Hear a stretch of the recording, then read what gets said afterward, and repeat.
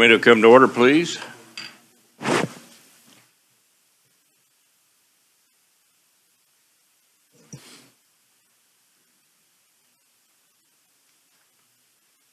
We have a full agenda today. We're going to continue with the opponent testimony. We opened that yesterday for one individual that could not make it today. So we'll continue with that. And the first person on my list is Dan Meyerhoff, Executive Director, Association of Conservation Districts. Welcome, Mr. Meyerhoff. Welcome to the committee. There we go. Good morning, Chairman Highland, members of the Water Committee. Thanks for the opportunity to allow the Kansas Association of Conservation Districts to provide testimony on behalf of the association and the individual conservation districts all across Kansas. We greatly appreciate the efforts of the committee to look at ways to improve the protection of water in Kansas. Kansas conservation districts play a vital role in this effort, delivering state water plan financial assistance programs and technical assistance to our farmers and ranchers at the local level. All of these programs are voluntary, and we work with producers to address their resource concerns and implement conservation practices and systems that they are wanting to apply. We also host educational events, outreach events across the state, many that focus on water quality and quantity. All of these voluntary efforts are in coordination with and oversight from the Kansas Department of Agriculture's Division of Conservation, or the DLC. Conservation districts have the trust of farmers and ranchers across the state of Kansas, and the DLC, being part of the Department of Agriculture, has helped districts build that trust.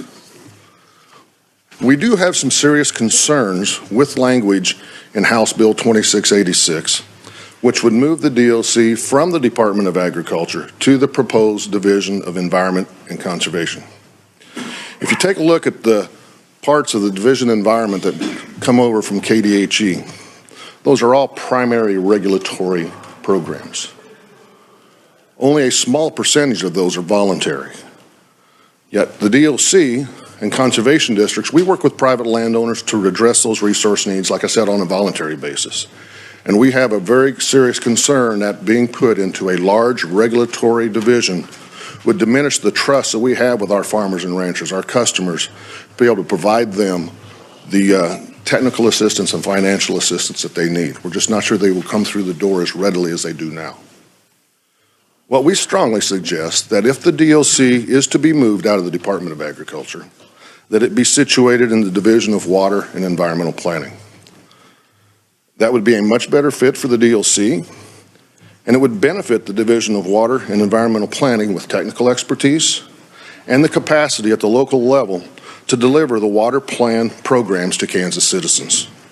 The division would also benefit from the Conservation District's education and outreach capabilities to inform the general public across the state on the importance of protecting our water resources. We look forward to visiting more with members of the committee on this important issue, and thank you for your time and consideration. Thank you, Mr. Meyerhoff. Do we have any questions? None. I think you were very Thank you. Thank you for coming. Appreciate it. Next, I have Mark Rude, Executive Director, Southwest Groundwater Management District number 3. Welcome to the committee, Mr. Rude. Thank you, Mr. Chairman, members of the committee. It's a pleasure to be here this morning, and I've been challenged to be brief because I can go on at times, and so I'll try to put a timer on here. And one sign of maturing in age is when the silver alerts go off. I kind of have to look and see if it's me, but I'll be succinct here. The Groundwater Management District number 3 is an opponent to this bill, not the concepts and not the work of the committee, as we've said before, and there's agreement with the proponents yesterday that, of course, water is huge for the future of Kansas. It will write the future of Kansas.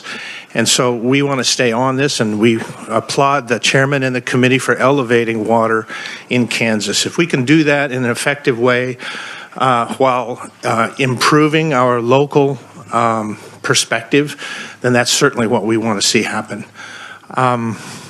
This bill, though, the concept of local elections to expand representation, the representation that's there today,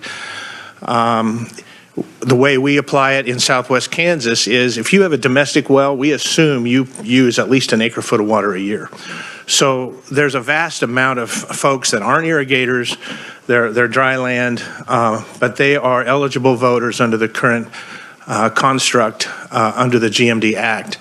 And so it's really only those folks that reside within cities and towns that aren't considered members of the GMD. Regarding that structure, certainly we have colleagues throughout the South and Western United States that are members of conservation districts, and particularly groundwater conservation districts. And generally, if there is a general election, then there is a funding of general ad valorem. But if there is a sort of a member approach like irrigation districts and like ours is constructed, then it's a different kind of election and not a general election. So if that's where we want to go in the state, in general election, this is not the answer. We need to think about how we fund the districts so that everybody really does have a stake, not only in the funding, but in the activities of the district. So we oppose the current language. In fact, the current language is highly confused to the extent that, for example, it eliminates the definition of water user. Well, water users are who we assess under the current framework. And if we're going to eliminate the definition of water user, it adds confusion. It doesn't, I think, go where we want to go in Kansas. Term limits, I think you've heard testimony on that before, but certainly that's not something the legislators hold themselves to, nor the Water Authority or really any other group that I'm aware of that tries to tackle issues that the legislature needs tackled at the local level. We need that institutional knowledge and memory.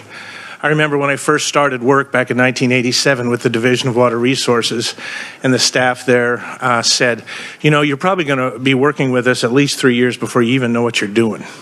It's that complicated regarding water rights. And then I was there 2 weeks in Topeka and found out there was an opportunity, being a single guy out in Southwest Kansas, where they couldn't get good applicants because the water rights were so confusing and complicated. But where there's problems, there's opportunity. And so I took advantage of that, and there's still opportunities, it turns out. As you all know, I'm preaching to the choir. We can solve these things at the local level. This bill appears to be somewhat punitive against GMDs, and I'm not exactly sure why. Disclosure of information is super. Reporting to the legislature annually is wonderful. In fact, we applaud that. We think there ought to be an interim joint water committee every year in the legislature like Colorado does, because water is that important. And the institutional knowledge that you all have built in your service to this committee needs to be continued for the good of Kansas.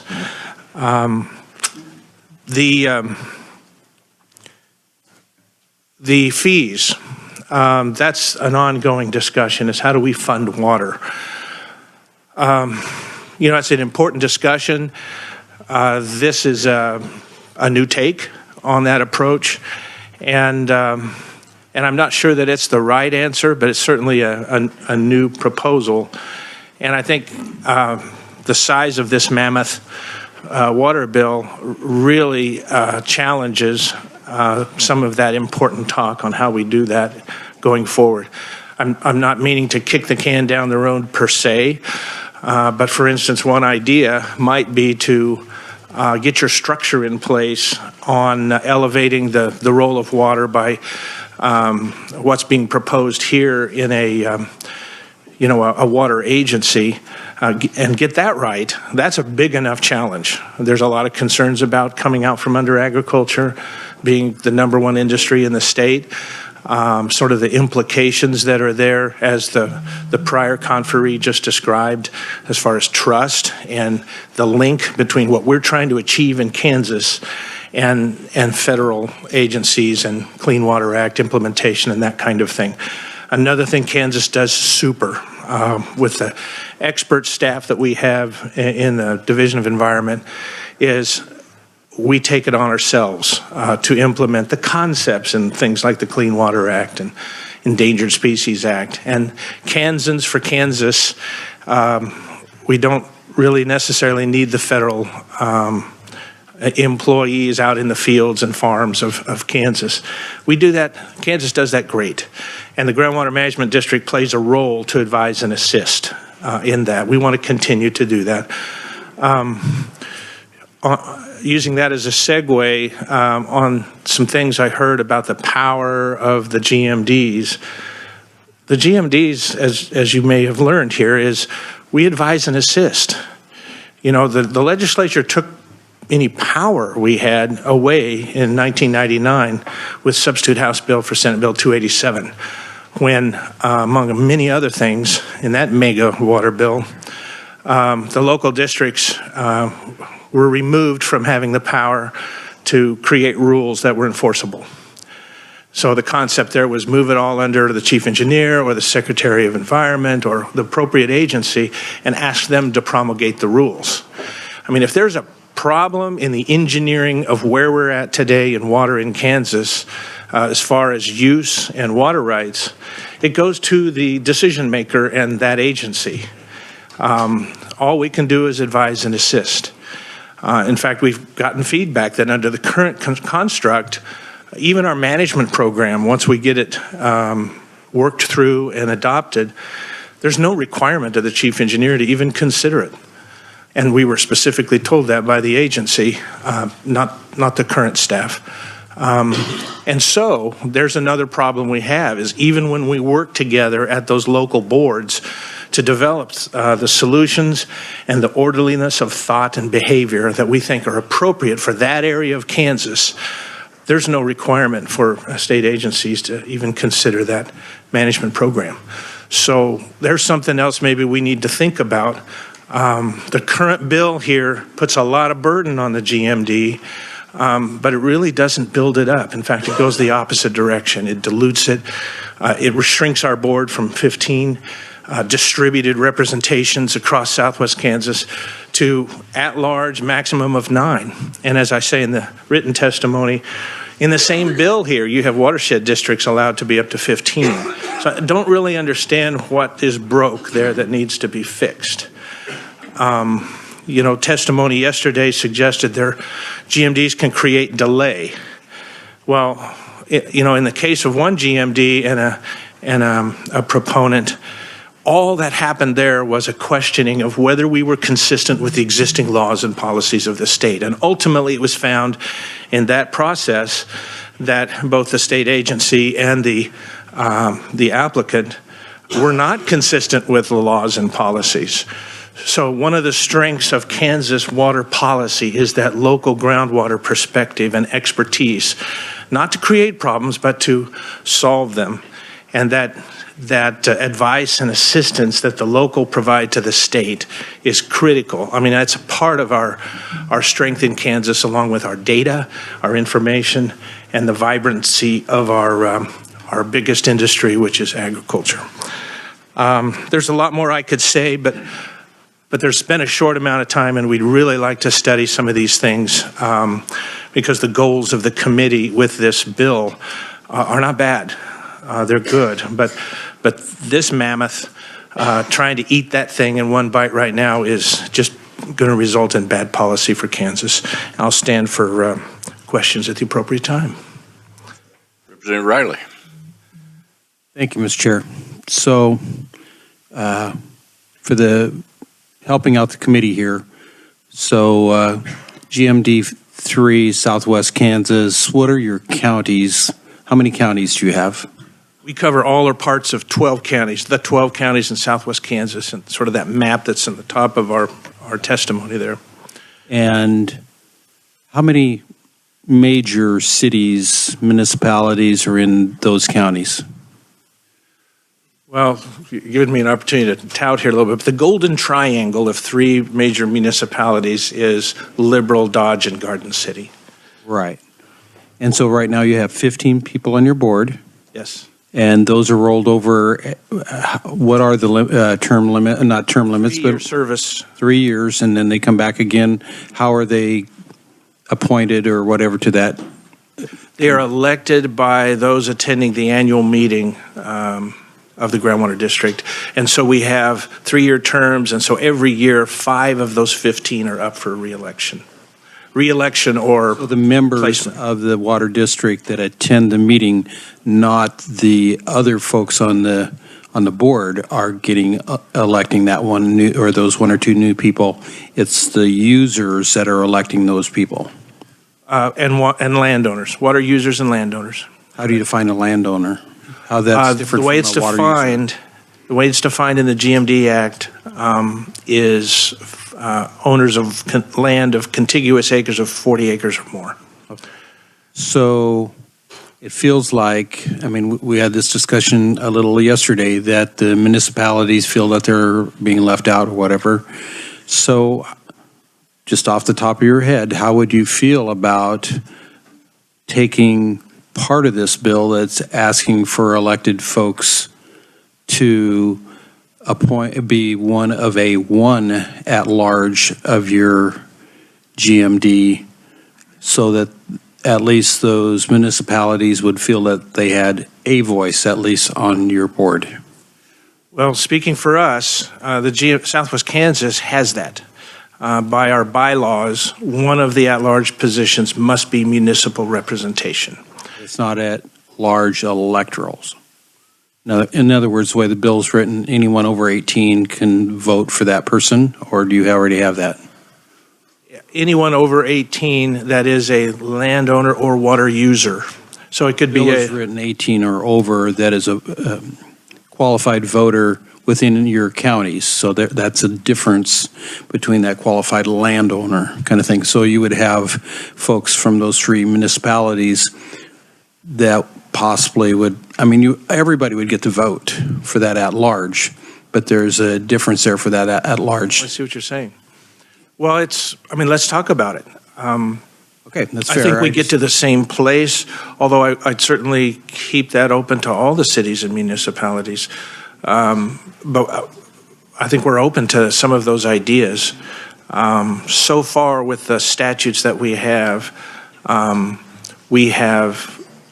basically done what we can, which is to have one at-large dedicated. Right, and I understand that. I'm not sure if all the GMDs are like that, but at least, you're seeing that.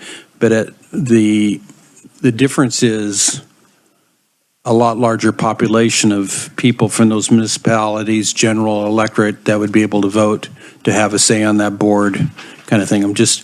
You don't have to be a landowner with 40 acres in order to have a say on the board. So thank you, Mr. Chair. Further questions, Representative Schmidt? Thank you, need to stop just one moment. We are not having a live stream, so is that something that can be repaired?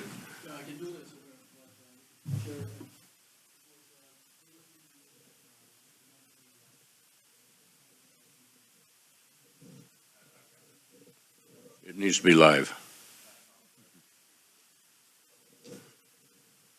Should I wait?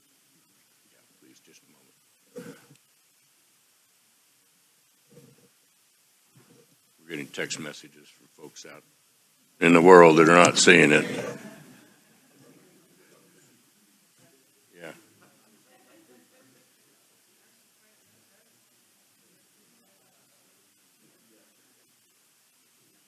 I think the problem is with the YouTube.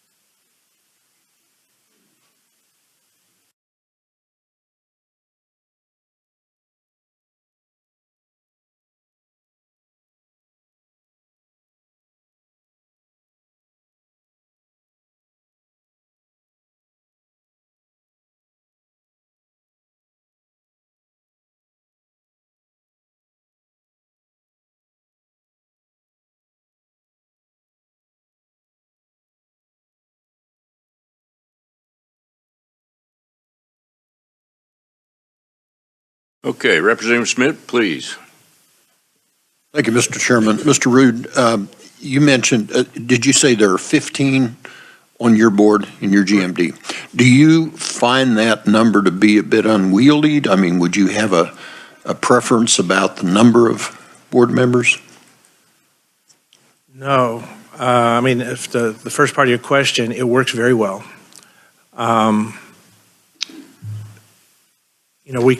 I think there are other districts in other areas that have up to 23, 24. That's starting to get there, I think. But the 15 members, they work very well together. Frankly, I was concerned about that when I agreed to move over from the state to go to work for the local folks. But it's worked very, very well. And it just provides more opportunity for service, I think, as well, and perspective. And how many of those 15 are municipal users? Specifically, formally, one. But for example, some of the board members are on school boards. One is on a municipal board. They're leaders in the area, and so they serve on many other boards. So just because it formally isn't there more than one, I think there's a voice there. The other thing I might note is when we review individual water right applications that they may be seeking waivers of rules and that kind of thing, basically every time there's an application, the state goes out and notifies people within a half mile of that well, for example, and we do it a mile, and we do it to all domestic well owners as well. So you can be in a city and have a domestic well, and we're notifying you for input on those water right applications. So there's a broader representation than maybe first meets the eye. Thank you. Thank you, Mr. Chairman.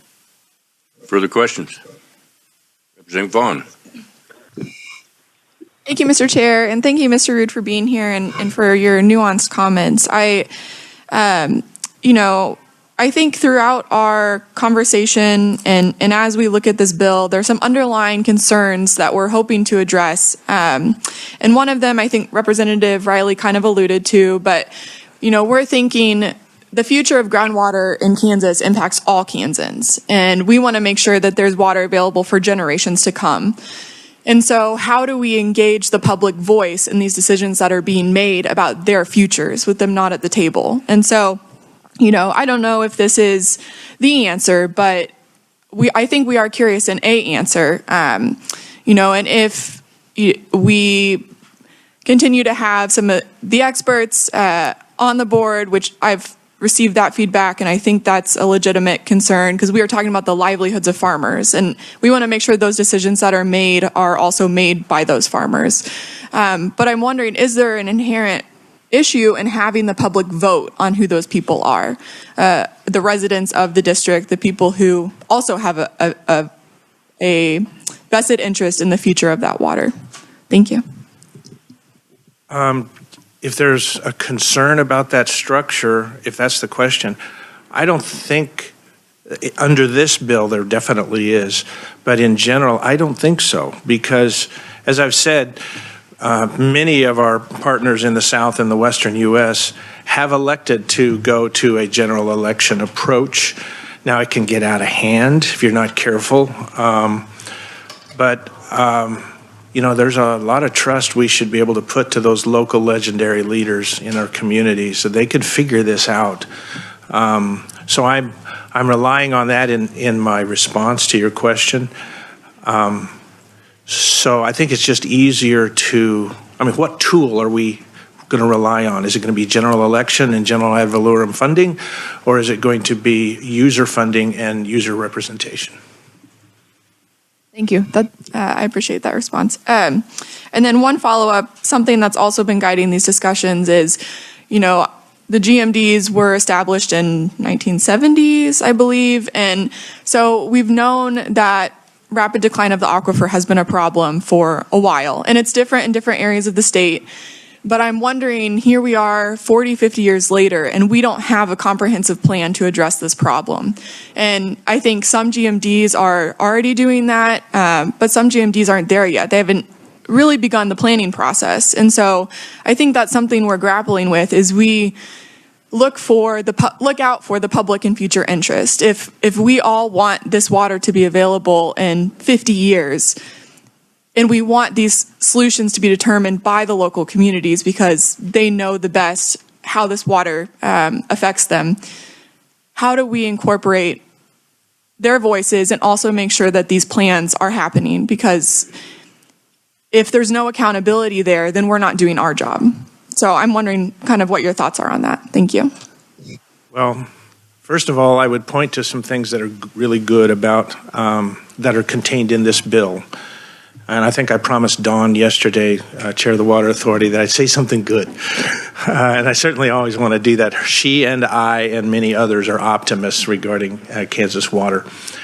Part of the challenges I think we face is some of our institutional framework and siloed authorities. I think there's opportunity to improve communication, which is the #1 driver in good water decisions.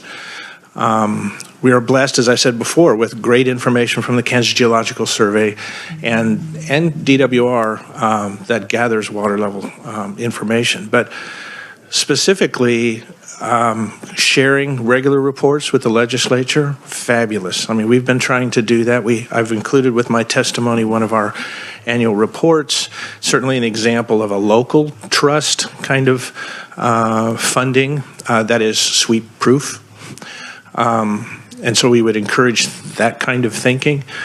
I think if you put out a goal, which one of the fearful things that's in this bill is a goal, it says no matter what, the way the words are written, the chief engineer shall set up a plan for reducing the rate of decline by 50%. The rate of decline. Now there's ways to define that, but in Southwest Kansas GMD3 alone, you're talking cuts of 400,000 acre feet. Now that's not a small amount. That's not something you can achieve with improved nozzle packages. And that translates directly to not only economy, but the position of Kansas in relation to its neighbors. We've tried for a long time, as best we can, as friendly folks across the fence, to encourage Colorado to not keep their High Plains Aquifer open to appropriation. The board has engaged their formal process.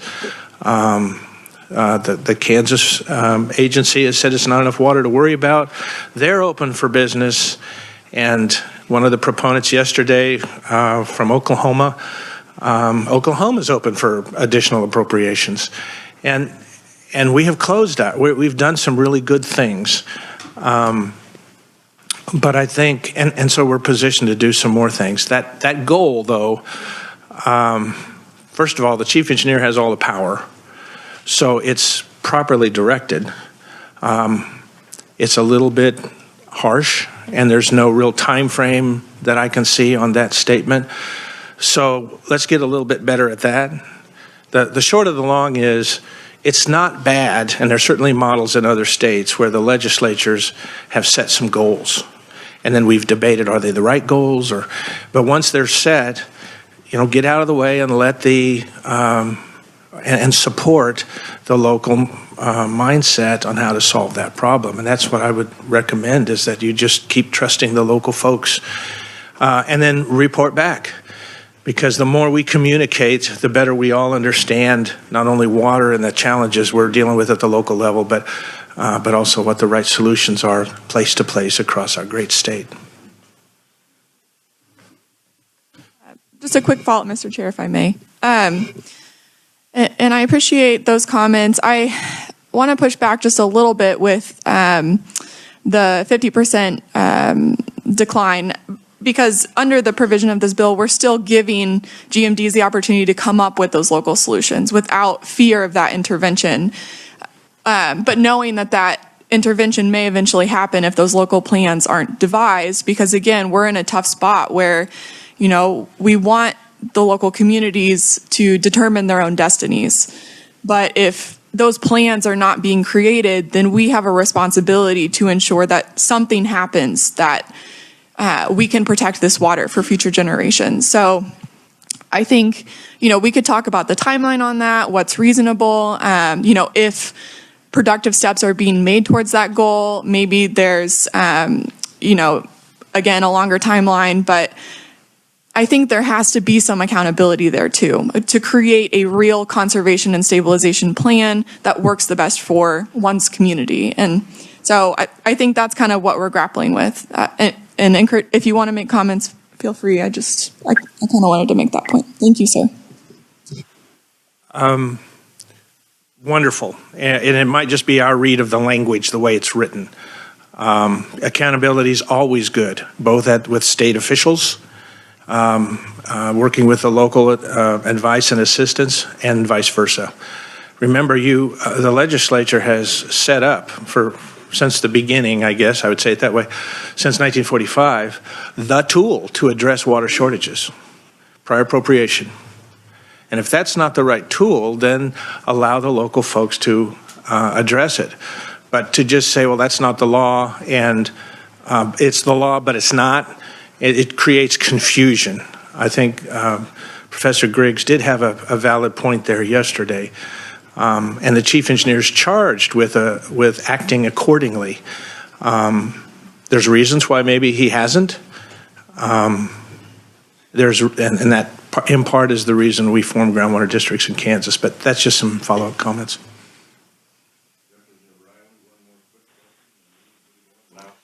Yeah. Yeah, I think I'm hearing what you're saying, that I'm just throwing out some numbers here, but let's take example of your board, and in your area, let's say the municipalities, you had 50,000 people, farmers in the rest of those 15 counties, you had 2,500 people. So if every year you have a vote, or every 2 years you have a vote, it's not going to be very long, and you're going to have people from the municipal people that are going to be running your board, rather than the people that are using the water out in the irrigation and stuff like that. So I think there needs to be a balance that we're looking at here, and that's why it goes back to this. Let's give people representation, but you still need, and again, this is from my background being with co-ops, the people that are using the electricity, the people that are using the fertilizer, they understand their business, and let's let that, more voices is better, but we still have the people that are the members know their business. So thank you. Thank you. Next I have Brett Oakey. Is that pronounced correctly? He's from Groundwater Management District number 4. Welcome to the committee. Good morning. Thank you, Chairman Highland, associate members of this committee. I personally am president, like I said, Brett Oakey. I have 3 associate board members with me, Brent Rogers, Jeff Deeds, and Lynn Gosen. We conducted our annual meeting yesterday, hopped in Jeff's van, luckily, and drove down here to meet you guys. So thank you for taking time to meet with us. GMD4 has actively and dedicatively been extending the life of the aquifer since the SD6 Lima was enacted on January 1st, 2013. SD6 has stopped and even began to recharge the aquifer in certain spots. And the preliminary data shown this year is that the GMD water level did decline even with the worst drought in 2021, but the water level is the same since its introduction in January 1st of 2018. GMD4 has been conserving in some cases almost 10 years, while others certainly have not. We oppose this current bill because elections need to be done by the stakeholders. Municipalities already are eligible to vote under our laws that we currently have, but 98% of the water that is diverted in GMD4 is for agricultural use. All beneficial users of said water do need representation on our board. Term limits are potentially destructive for us on the association that I just finished my first 3-year term and was reelected yesterday. I am just now beginning to get a handle on what is happening with hydrology, things like that, water law, things like that. If term limits are imposed, that extensive knowledge that is gained over a long period of time could potentially be harm to the beneficials of the board. The water right fee that is in this bill. As a GMD, we already assess our users on a water fee, and we will not impose a further water tax on our personnel. Mr. Chairman, I appreciate this time, and I'm open to any questions that you guys may have. Representative Howerton. Thank you, Mr. Chair. How big is your board? How many members? So our board is comprised of 11 people. There's 11 counties, and each person was a representation of the county. About 2 years ago, we could not fill one position. It was a small area that, same as GMD3, the requirements to be elected onto the board. We actually had to open up to an at-large position to make sure that our board was filled. So we are currently 11 people. So 10 members from the county and then one at large. Then one at large, yes. And we heard his was 15. Are there any bigger boards that you know of? I could not tell you on that. I'm sorry. Further questions? Representative Minix. Thank you, Mr. Oki. I view Groundwater District 4 as being a shining example of what the Groundwater Management Act was intended to do, and it's working well. And I hate to change anything in that area because I think you guys are doing a very good job, and I want to thank you for coming today. Thank you, sir. Further questions? Seeing none, I'll echo his remarks. We're very impressed with what we saw during our studies. And thank you for coming. Thank you, guys. Next on the list, we have Tim, is it Bose or Bosey? Oh, Bays. Tim Bays, the Aquas Beds Groundwater Management District number 2. Welcome to the committee. Thank you. Everybody gets a golden star that can pronounce my name correctly the first time because it doesn't happen very often. Thank you, Chairman Highland and members of the committee. I hope you all can hear me. I'm gonna, if I lose my voice, I may have to stop just for a break. I had a medical procedure done a couple of weeks ago and I struggled just a little bit with my voice, so I apologize for that.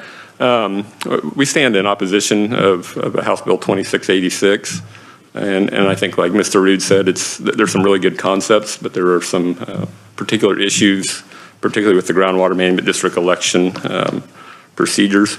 Seemed like GMD2 came up frequently yesterday, so I want to maybe give just a little background. I did provide you with some written testimony that has that background, but the district was formed in 1975.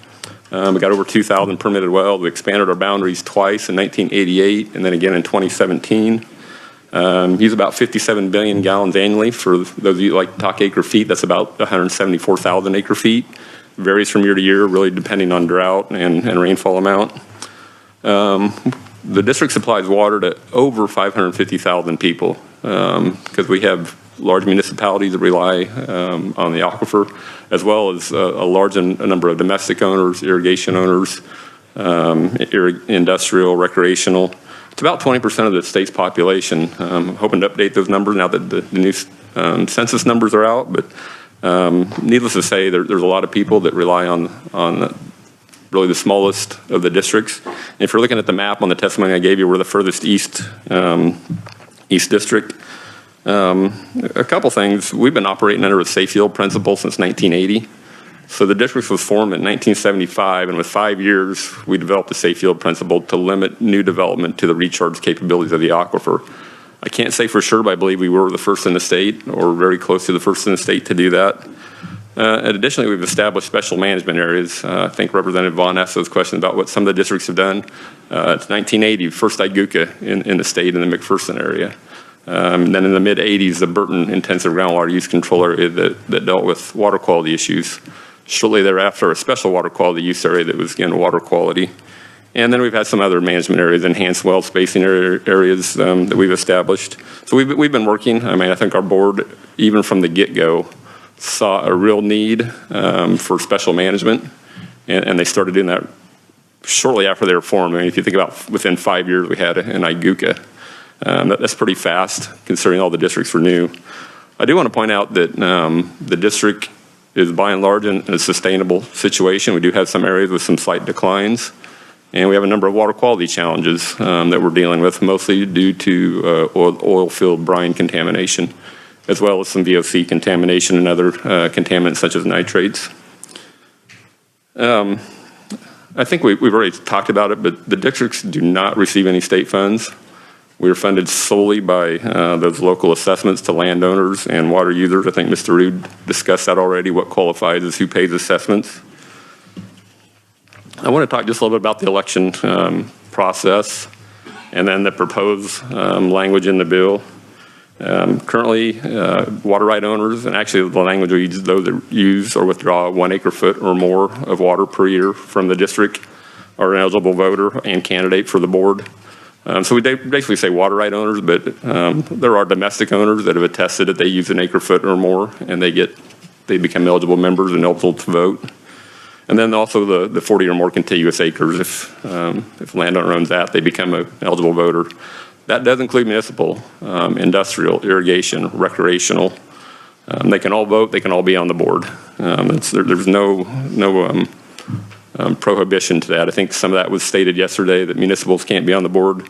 In my 30 years, I just passed 30 years, we've had a municipal representative, at least one for 28 of those. Currently, we do not. We do have an industrial rep. And looking back at our history, 47 years, 45 of those years, we've had a municipal representation on our board. I just wanted to make that clear. And then I think yesterday there was some language about opting out of a district. Currently there is a mechanism for a landowner that owns 640 or more acres with no withdrawal of water on that. They can't opt that property out of being assessed. It's a pretty rare thing. So I think we have a couple, but most people on that 640 acres there's likely to be some sort of well, livestock well, domestic well, or something like that.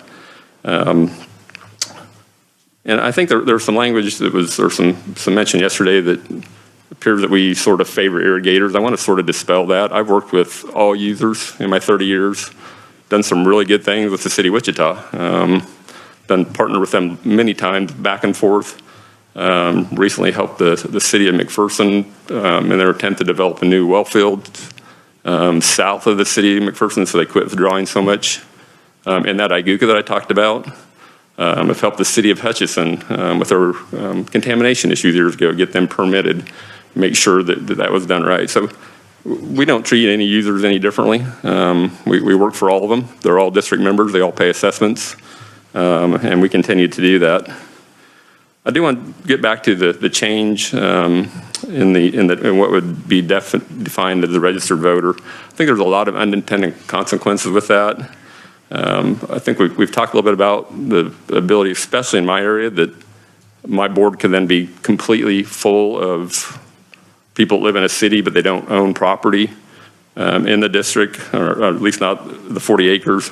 They don't really use water other than when they turn their tap on to wash their hands or cook.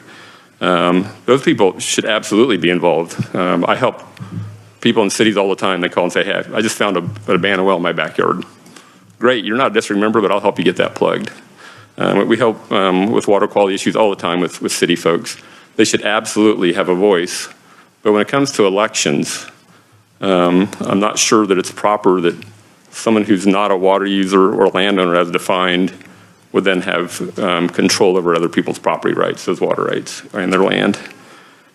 It also would create a situation where those folks wouldn't be paying any assessment. I think Mr. Rood discussed that. Would not pay assessment, but they could be on the board and they can vote. I think that's an awkward situation. And it also creates a situation when some of those landowners that don't live in the district, or there's water right owners that don't live in the district, would pay an assessment, but then could not vote or be on the board. And that would include landowners. I currently have a board member who owns irrigated ground in the district, lives in the city of Wichita, not in my district boundaries. He would no longer be an eligible voter or a board member under this language, but he'd still be paying an assessment. Likewise, there's cities that have wells in the district, but the city itself is not in the district. I'll give you an example. City of Heston. I think most of you probably know where that is. Located outside my district boundaries, all their wells are inside, they pay an assessment, they can vote right now, they can be on the board. Under this language, they would no longer be able to do that. So I think there's some slippery slopes that need to be need to be discussed in that. And then I want to get back to the water user. When the GMD Act was passed, I think in 1972, the first paragraph of 82A 1020 states, "It is the policy of this act to preserve basic water use doctrine and establish the right of local water users to determine their destiny, with respect to the use of groundwater." However, now we're striking the definition of water user. It seems very inconsistent. It was clear that the legislators in 1972 meant for the local water users to control their own destiny, but yet this language strikes that very definition of water users. And I think Mr. Reed also pointed out that now creates an assessment issue with us. We don't know who to assess if we strike the definition of water user and landowner. Currently, there's a water user and a landowner fee. That's what the definition we use. It's those that withdraw more than an acre-foot of water, 1 acre-foot of water, or own 40 or more contiguous acres. If we strike that language, I'm not sure we know who to assess anymore. That would seem to remove that. I want to talk just a little bit about the reporting requirements. Definitely not against coming and reporting to legislative committees. I'd be all for it. I think that's a great exchange of information. I'm not sure we want to be controlled by a state agency if we report something and then can't act on it immediately. That seems to be where that language is going. And then I think there's a financial reporting in that, which I'm not sure exactly why, when we're funded by local users and landowners and not state general funds, why we would need to report.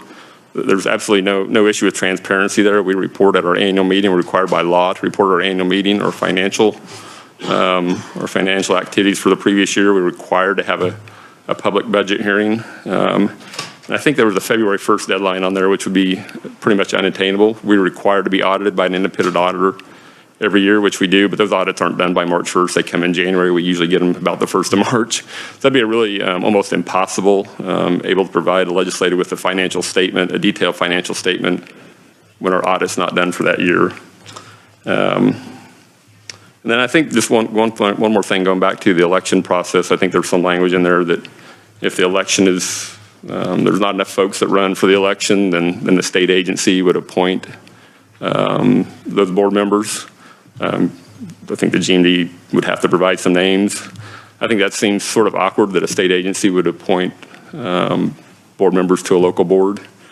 Again, I don't think I want to get too much into some other things. The fees, proposed fees, I think are worrisome to our district members, mostly because we're already assessing them. We can assess up to $2 per acre foot. And actually, we were there a couple of years ago where we've been able to come back down now. So an additional fee on them obviously creates a burden. I think we can all agree there's a lot of water projects in the state that need to be funded. They're underfunded. They're not funded at all. So I think that conversation needs to occur. I'm not sure just throwing a blanket assessment and also increasing the assessment on the water protection fee. We don't really have those projects identified yet. We don't have a budget yet. We don't know what those fees are going to be used for. I think if there was some sort of sense on what exactly those are going to be used for, I think maybe people could understand them and support those more. But like I say, currently we're already assessing those folks, and they all get assessed the same: municipal, industrial, irrigation. And for those reasons, I think I'm going to quit now while I'm ahead, or maybe I'm behind. And I've been up here a long time. For those reasons, we oppose 2686. Would love to continue to have conversations how to solve some of these challenges, but particularly with the election process for the GMDs, my board, we did have a special meeting and they voted unanimously. I'll say unanimously. Only 8 could be there. One was unable to attend, but those 8 did vote unanimously to oppose this bill. Thank you, and I'll stand for questions. Committee, questions? Representative Howerton. Thank you very much, Mr. Chair. So I am from Wichita, and I don't think this is a discussion we should have in the committee because we're kind of short on time, but I would like to meet with you and maybe with Representative Smith and Representative Byers. We're all from Wichita, and I think we need to work some things out. So I would like to hear your perspective. I've heard one side. I'd like to hear both sides of the story. So if you have time today or some other time, we would definitely like to meet with you. I would love to, yeah, and I know that wasn't a question. I'll comment. Yep. The GMD2 has absolutely nothing against the city of Wichita. We've done some great things in the past. We'll do great things in the future. It seems like one issue has defined our relationship, and I think that's unfortunate. Thank you. Representative Vaughn. Thank you, Mr. Chair, and thank you so much for being here.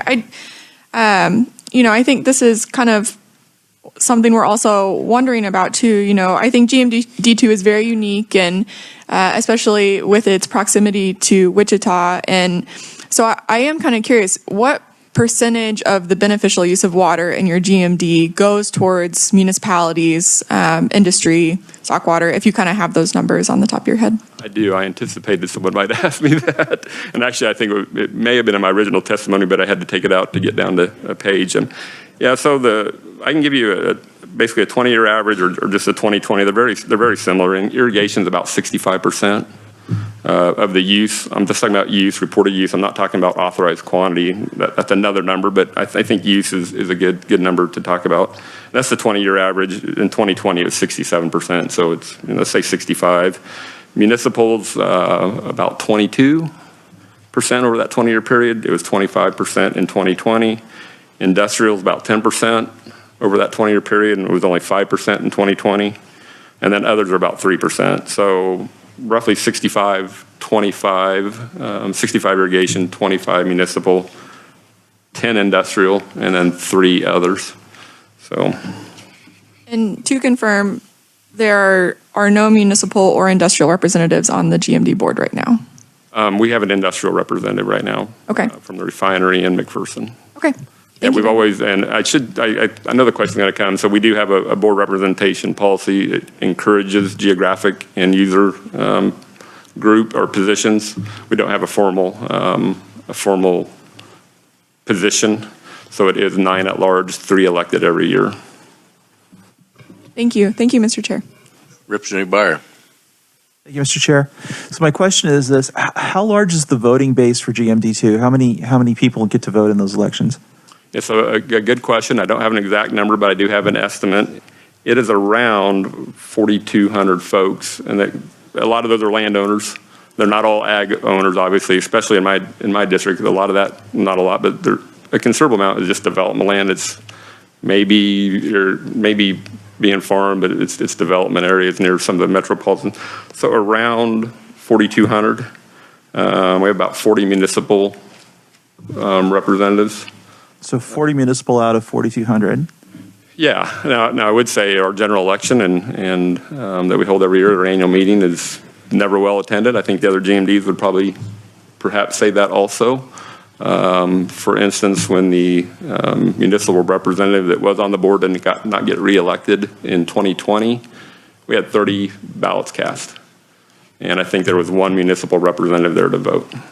So apathy is always a problem. I think in 2021, more people showed up, which was good.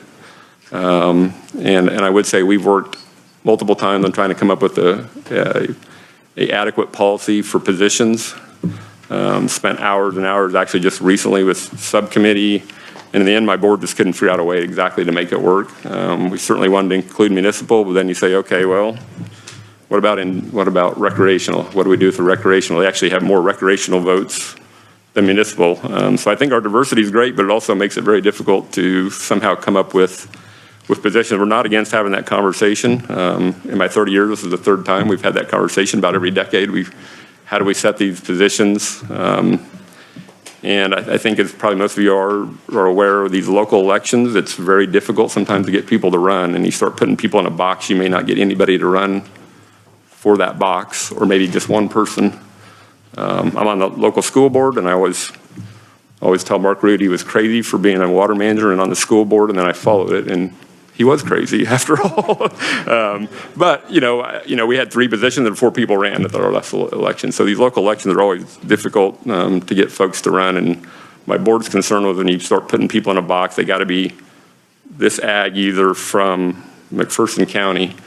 What if no one runs? Then we got to appoint someone. What if only one runs? And let's just say, for a better term, maybe that's not a good candidate. Maybe that's someone that violates his water rights all the time. So there's lots of issues with that. I would love to solve that problem. We just haven't quite figured out how to do it, but we're willing to have that conversation.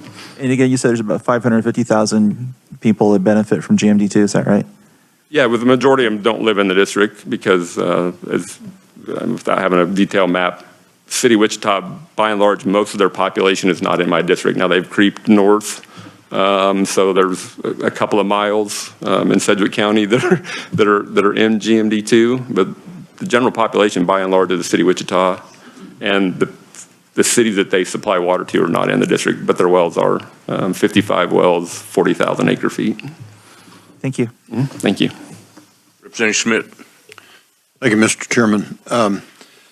I appreciate your testimony, and I share your concern about the apathy of voters not getting involved, and that is their problem. But surely you can see the concern. You have a city of Wichita of about 400,000 people that have no representation other than, you said, one industrial. You can understand why there would be a concern, could you not?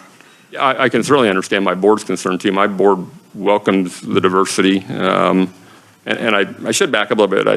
I said of those 45, of those 47 years we've had a municipal rep, it's always been a City of Wichita rep, but I think also we may be looking past, there's some other major cities too in our district. I hate to focus solely on Wichita, that they should be the municipal rep, because I don't think that that's true. I think there should be municipal reps, but we have City of Hutchinson, McPherson, Newton, plus 30 other communities. So we should absolutely have municipal reps. I don't think it necessarily has to be a City of Wichita rep, although that's always been a good thing to have them on the board. Right, and I can understand that, but even if they have a municipal rep, they're still 1 out of 9 in that case. Yeah, that's correct. Yeah, the latest policy that we worked on, my subcommittee and myself, we were looking at 2 municipal reps to try to sort of mirror that 25%, 2 out of 9, they're about 25%. But again, it just became, the policy starts looking good on the surface until you dive into it and you start excluding other user groups. What about stock watering, recreational? We're going to guarantee them a spot. It's a difficult thing to solve when you have that much diversity in our district, which is by far greater than all the other districts. Would you be opposed to some kind of a apportionment of people on a 9-member board of maybe 2 municipal, 2 agricultural, and then the other, that would be 4, then your other 5 at large, or some combination of that? Well, you put me in a difficult spot. I don't want to speak for my board, because obviously that would be up to them, but that is a similar policy that we worked on, was basically 4 ag, one from each county to guarantee that geographic representation. 4 out of 9 gets you to that 50% roughly, and then 2 municipal, 1 industrial, and 2 at large. But again, they started looking at it and saying, we have 100 recreational users, should we guarantee them a spot? Well, probably. So it starts getting to be sort of an interesting. I can't speak for my board. I don't think they're certainly not against a diverse board, if that answers your question. How we get there, I think, is yet to be determined, but I think it can be determined. Thank you, Mr. Chairman. Thank you. Thank you very much. Jim, for your testimony. We really appreciate it and your comments. Thank you very much. Thank you.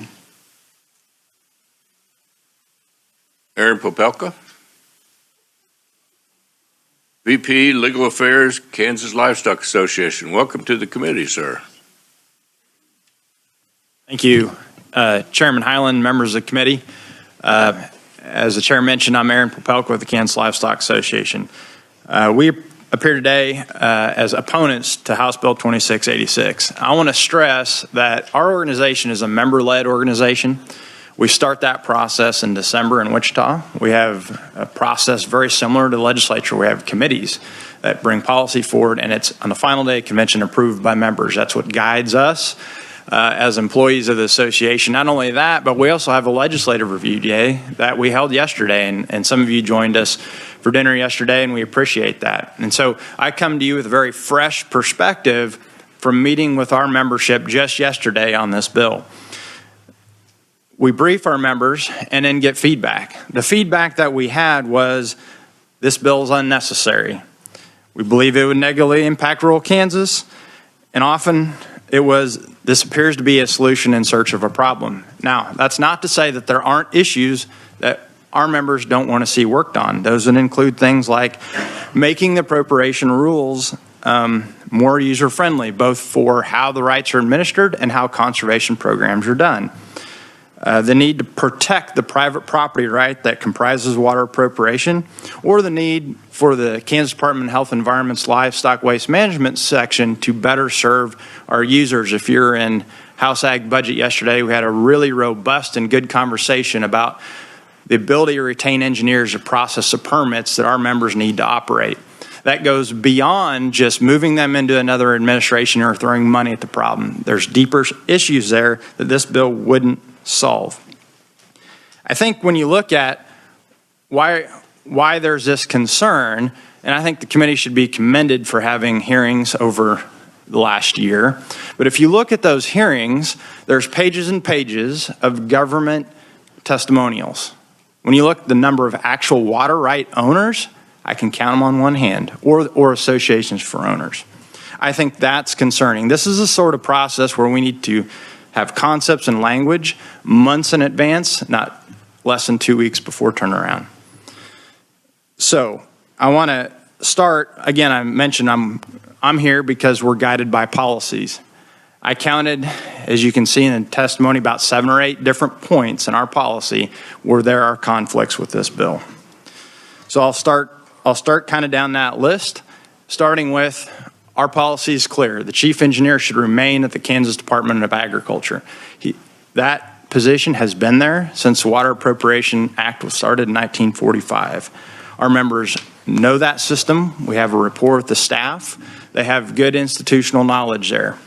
We think moving it out would actually damage relationships, damage the ability to get voluntary conservation programs done that are done now. Second, KLA opposes giving additional unilateral control for the chief engineer to institute IGUCAs. KLA's policy is clear that we believe that IGUCAs should only be instituted with the support of the local GMDs and water right users. In addition, it should be noted that IGUCAs are potentially suspect in terms of that property right to begin with, but the legislature putting into law and mandating that any IGUCA done under this process has to have a 50% reduction in the rate of decline would likely generate lawsuits, because you are at that point dictating how much should be taken of a property right without local input and without any real basis for that. I mentioned local support for any IGUCAs if they are to happen. That gets to the GMD board. I'm not going to rehash a lot of what the GMDs raised. KLA would agree with much of that. But I think the thing to keep in mind is our policy says that local enhanced management areas, one of those locally driven solutions, need to be approved by the GMD. The GMDs right now are comprised of landowners and water users. Opening this up to anybody would diminish the role of the GMDs and the reason they were created, to give a voice and governance for the actual water right users.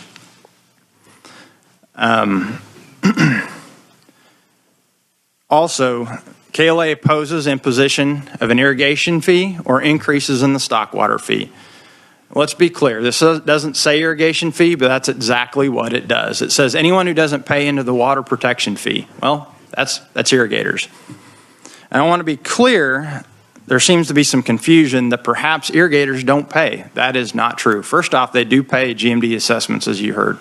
Second, there's a fertilizer and pesticide fee that any farmer and rancher, including irrigators, pays.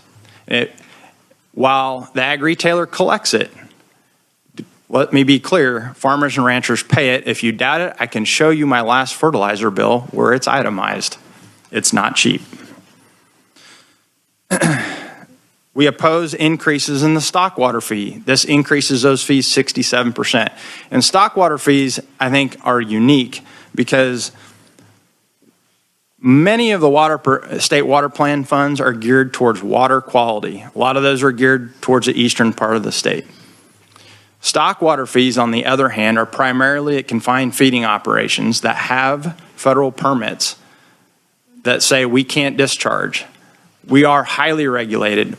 Our costs are in those permits. Farmers and ranchers and others who pay into that are usually non-point sources. And that is the reason for those fees. The other thing I want to mention on fees, I think we'd recommend, for the first time in a long time, this governor's recommended fully funding the water plan with state SGF. First time I've been at KLA, this is my 11th session. That's never happened. Perhaps we ought to see how that we have the ability to spend this money and use it right before we increase more fees. But if we need more fees, only a few short years ago, and KLA was a part of this, we had the Blue Ribbon Task Force on Water. That had numerous input from numerous water right owners. And this was a recommendation to have a statewide sales tax to fund the water plan, not an increase of user fees. Finally, on the dam safety portion of this bill, I think when the Division of Water Resources testified, you heard that there is some conflict within how we assess and inspect some of these dams, in particular dams that were built in rural areas and where development has moved in downstream. Some conflict. Our members believe that when that happens, some of those costs should be shared. And so until we can work through and resolve some of these issues, we'd oppose putting in a civil penalty, particularly ones that can go $1,000 per violation, and every day is a new violation. And I think what makes that especially egregious is the fact that we're putting this into a new emergency fund. That creates a perverse incentive for an agency to self-fund itself. Normally when agencies have issues, whether it's water appropriation or other, and I've been involved in helping members through these, there is an incentive to work with the individual to correct that wrong. And most people who are good actors, who make honest mistakes, want to do that. When you allow the agency to self-fund its own fund, that damages ways to work through those issues. Finally, I think as a general concern, it seems like the reason for this bill is to create one big water agency. Well, if that's the goal, then why are we pulling in things that have nothing to do with water? This bill pulls in the entire KDHE Division environment. That includes air quality, solid and hazardous waste, remediation, just to name a few. On the agriculture side, I think Mr. Meyerhoff was here, and you're pulling in the Division of Conservation. That was created during the Dust Bowl. Wasn't created for anything specifically geared toward water. Has other things in it that other than water, and that was specifically geared towards agriculture. It makes little sense to us why you'd want to pull that out of the Department of Agriculture and into a new bureaucracy. So with that, Mr. Chairman, I'd stand for any questions. Thank you, sir. Questions? Representative Vaughn. Thank you, Mr. Chair, and thank you for your testimony. In your testimony, you mentioned that this is a solution in search of a problem, and I'm just wondering what percentage of your membership relies on the aquifer? I think that'd be hard to guess. We have membership that ranges from the east side to the west side. I would say we do have a water committee, which is primarily comprised of those folks who live over the Ogallala Aquifer. So our concern is that in the data we've received, parts of the aquifer have 10, 20, 30 years of usable life left. So if a solution isn't found or these issues aren't addressed, then those members are potentially going to lose their livelihoods if they don't have a source of water. So I think that's misleading to say that this is in search of a problem, because the problem exists. Well, I think one thing I want to clarify here, and I think the committee needs to understand, and it's not often I agree with Mr. Rood. We've had our differences, but one thing I agree with him on clearly here is there is a tool. It's prior appropriation. These are property rights, and our members understand that problem better than anybody else. The solutions, the best solutions we've had, have been geared at the local level, not from the legislature in Topeka. And that involves WCAs and LEMAs. Some of the WCAs, the best WCAs my members have been involved in because they realize that threat to their livelihood. But these are also property rights the legislature has to be cautious about interfering with. Can I ask another question? Okay. Not as a follow-up to that, but you do mention the chief engineer's authority, and I felt that was also a little misleading. It's my understanding that the AG has issued an opinion that he or she is able to implement IGUCA in the situation that it's necessary. So I don't think that's an extension of the authority. I think it just, is how it has always been. So I'm just wondering, where do you see that extension of authority in that role? Well, I think first off, attorney general opinions are just that, their opinion of a lawyer. I'm an attorney. A lot of attorneys have differing opinions. I think we've never seen a real challenge to an IGUCA. I think where IGUCAs run into issues is we have prior appropriation. These are property rights, and they try to treat everybody the same. Now, when you have local input, the way the system works now, it mitigates some of that challenge to these. But when you put into the law that any IGUCA shall do this amount without doing that work at the local level, you jeopardize that local support and increase the likelihood that litigation will occur.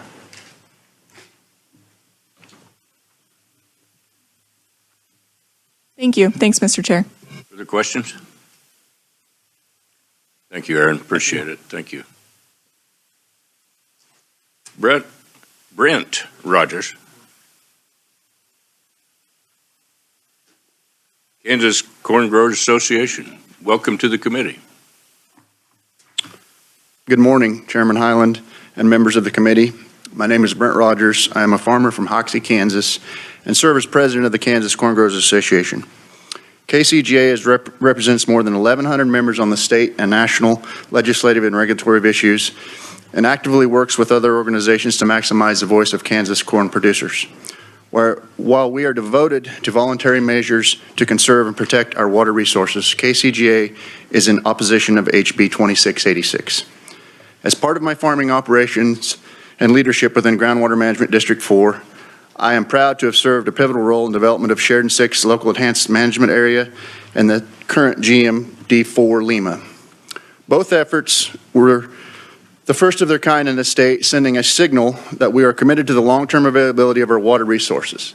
Kansas Corn has also been the top non-governmental sponsor of water technology farms across the state, providing more than $150,000 in direct financial support and staff time.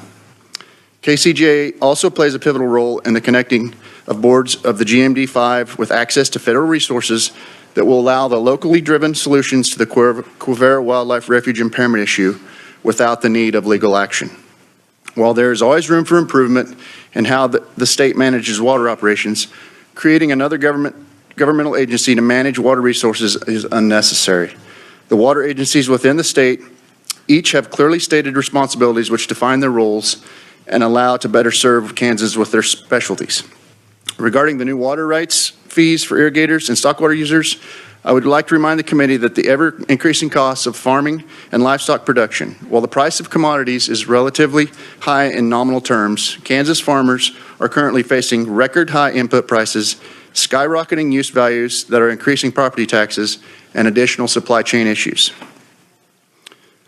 Farmers have also contributed significantly to the state water plan fund through fees levied on fertilizer and crop health products. While we are pleased to see that the state water plan recommended for full funding for the first time in 15 years, it's worth noting that farmers continued to pay their full share into the fund while the state was significantly cutting its contribution. We believe that the water plan fund should operate at this fully funded level and see what can be accomplished before adding additional funds from producers who are already squeezed with high costs. Regarding significant changes to the GMD election procedure and board composition, we believe that GMDs should be allowed to operate under local control to account for area differences, not by a top-down, one-size-fits-all approach as proposed in this bill. Changes to the election procedure and board makeup as proposed will be costly and difficult to implement by local GMD boards and county election officials. GMDs are also aware of the areas in greatest need and conservation within their borders and make significant investments in those areas. While well-intended, we feel that the conservation and stabilization plan in this legislation creates a bureaucratic, likely repetitive process that will provide limited additional value. In conclusion, while we are opposed to this piece of legislation, Kansas Corn Growers Association continues its long commitment to conserving and protecting our water resources. Our strong history of participation in water policy and education will continue to grow in the future. And as a farmer and grower leader, I stand at the ready now and in the future to ensure our water resources are available for generations to come. Thank you for allowing me to present this testimony, and I will stand for questions at this time. Any questions?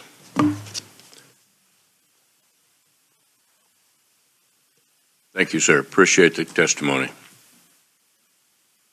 Kent Moore, Water Pack. Please come forward. Welcome to the committee, sir. All right, thank you. It's good to stand up. Appreciate the efforts of everyone to be here today, rain, sleet, or snow. My name is Kent Moore. I farm in the northwest part of Pratt County. I'm president of the board of directors of Water Pack. That's the Water Protection Association of Central Kansas. We formed in the early 1990s. We are primarily consisted of agricultural water right users in the GMD5 Big Bend Prairie Aquifer system of south central Kansas. We also have members that are in the businesses related to servicing that agricultural industry in our area. And it's a pleasure for me to be here today. We oppose this bill, and I have just a few things to address that. As I said before, we primarily focus our efforts on GMD5, and in my mind, GMD5 has worked as intended and continues to be an effective mechanism of local government to address the water management needs of our area. I was 10 years old when GMD5 was put in place. My dad started developing irrigation on our farm in the 1960s. I vividly remember when the GMD was formed because I started, and he would take me to these meetings, but I learned things about well spacing, recharge rates, safe yield, and most importantly, I think, in that I learned of the idea that it was proper management. The district had the opportunity to utilize water for beneficial use while not imperiling the future of that resource. And I think GMD5's largely been very, very successful in that. And yeah, absolutely, there isn't a GMD in the state of Kansas that doesn't have some issues, and they vary widely. Obviously the issue in GMD5 is, for decades, has been Quivira National Wildlife Refuge and the senior surface water right that they hold to such. And the GMD has invested, that board has invested thousands of hours of meetings, hundreds of thousands of dollars in development of sophisticated models to try to figure out how does surface water and groundwater interaction affect stream flow in the Rattlesnake? And there's no question it does. We understand that.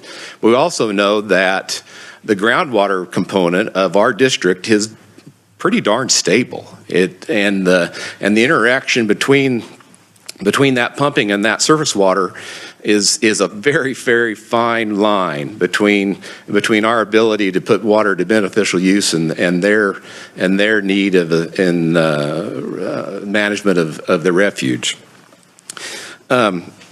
So I would like to point out, I watched yesterday's testimony on YouTube last night, and I would go along and add to what GMD5 told you yesterday, that the district is taking steps to address the Quivira issue. They have a memorandum of understanding with the U.S. Fish and Wildlife Service to work together to come to a solution. I think that's going well.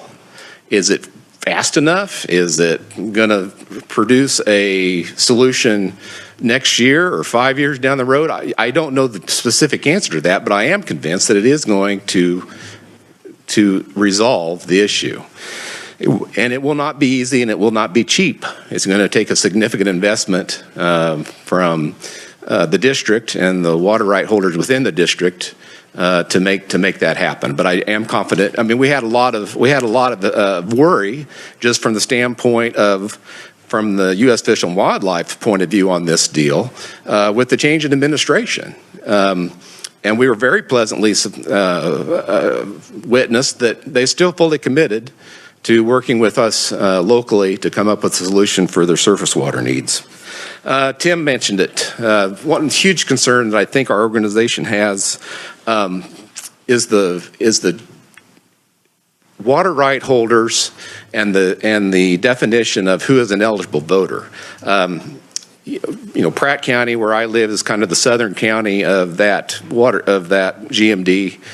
Got a good friend. They farm in the southeast part of Pratt County, have water rights, own water rights, manage water rights in southeast part of Pratt County. They happen to live across the line in Barber County. Barber County is not part of GMD 5. So are those guys that farm in the southeast corner of the Kansas and of Pratt County, what right do they have? As defined by how I interpret this language, those guys that live just across the county line into Barber County aren't going to have a vote because they aren't the residents of the district. That just boggles my mind how we got this far in this process without that realization.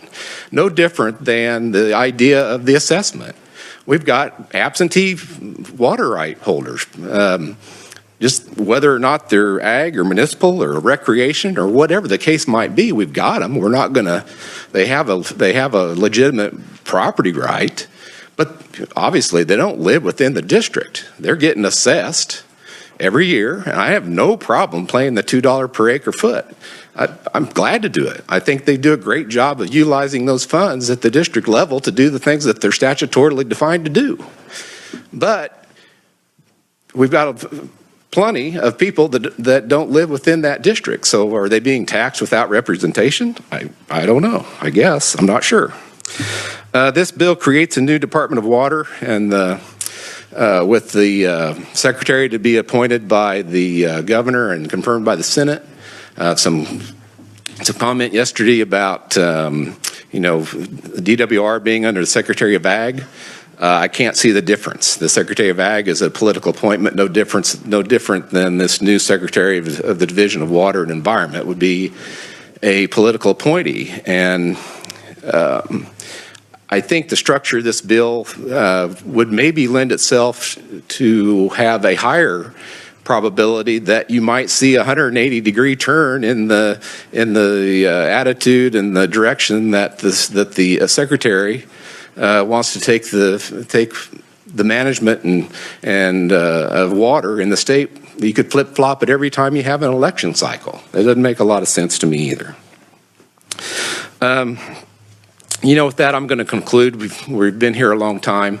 You guys, I commend you for the action that you've taken in regards to exploring water within the state of Kansas.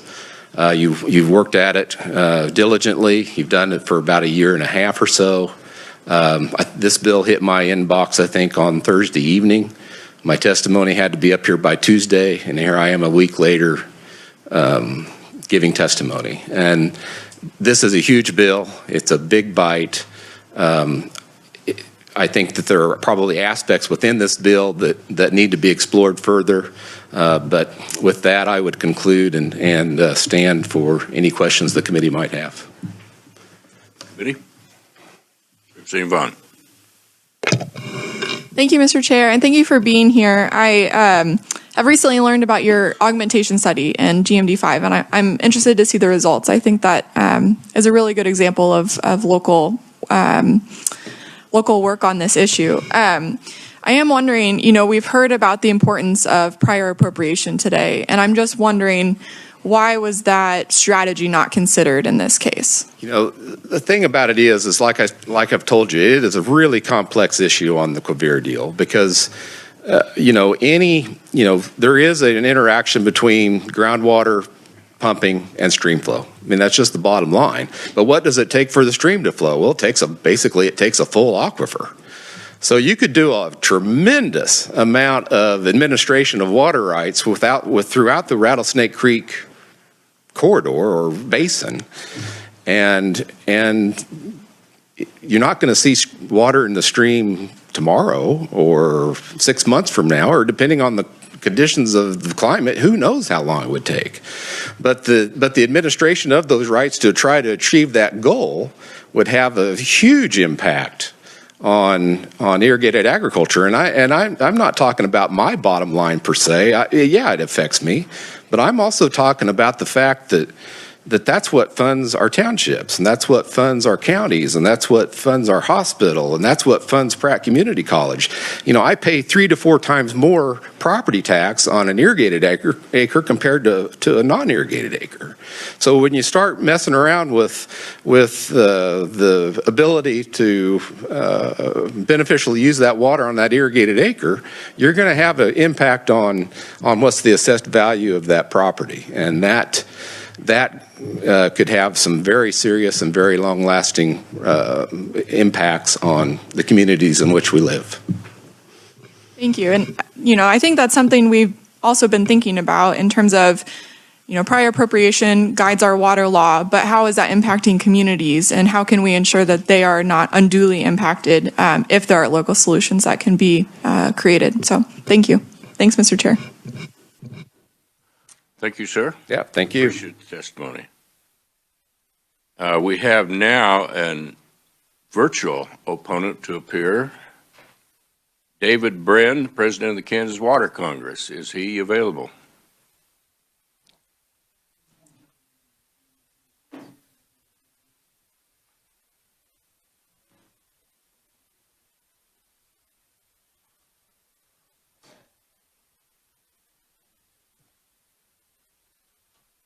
Mr. Brin, are you there?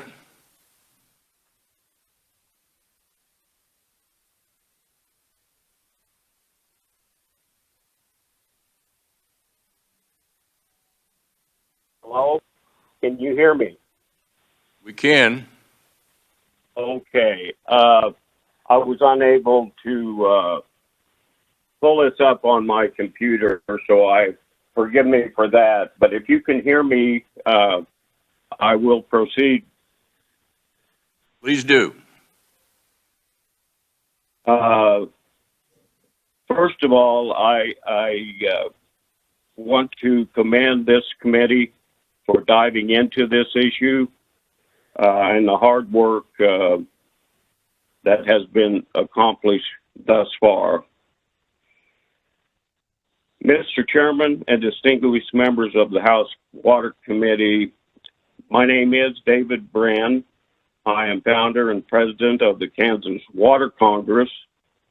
It is a non-for-profit that was founded in 2002. It is a 501c6. Its membership is made up of both sustaining members that are comprised primarily of statewide associations in the state, as well as individual and some corporate membership, and that is how we are funded. There are no state funds. One of the points that we had concerned on, because of the structure of our governance within the Water Congress, is the timeline or the rapid nature that this bill has been put together and moved along has been difficult to run through what we would normally do, which is a 2/3 majority vote of our State Affairs Committee before we even engage the legislature. Our entity, the Kansas Water Congress, is primarily educational and acts as a vehicle to bring the public and private sector together to discuss issues such as this, come to a consensus, and then be able to present that in the to the legislature, legislative committee, whatever is relevant, in a unified position. We are, because of our corporate classification, allowed to lobby, but we have done very little of that. This particular issue is so large in scale. It is the unanimous opinion of the Executive Committee of the Kansas Water Congress to oppose it. The Kansas Water Congress has since its beginning represented and supported that local governments play a critical and pivotal role in the management of resources. And in this example, of course, water policy. Moving towards what appears to be in the language a more centralized governance and control is very questionable. As the bill currently reads, there are several other areas of concern that lack clarity. For example, the role and function of a new state agency planner. Also, it applies a property right tax that goes to an expanded state fund, that there's questions on how that would be operated. Nomination process, a number of members to groundwater management districts, the structure of those boards, etc. So these are some brief points of concern. I do reflect some of the concerns that have been shared by more than one of the opposing testimony today, in that a solution looking for a problem. The Congress believes in efficiency of governance and in efficiency of our state agencies relative to water. It's simply good business to review that as a responsibility to the state periodically to see if improvements, seamlessness, and other issues can be addressed in an efficient manner. Thank you again for the opportunity to provide this brief testimony. If you have any questions, I'll try to address those as quickly as possible. Thank you, sir. Any questions? Seeing none. Mr. Brin, thank you for your testimony. We appreciate it. Thank you. Next, we have Kent Askren, Kansas Farm Bureau. Welcome to the committee, sir. Mr. Chairman, members of the committee, thank you for the opportunity to present before you this morning. I'm